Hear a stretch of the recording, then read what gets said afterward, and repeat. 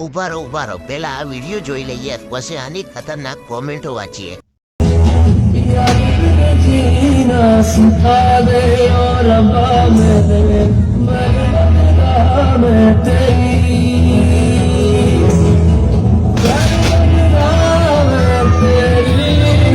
હવે બોલિવૂડના હીરોનો ડાન્સ નહીં, આનો ડાન્સ જેવો.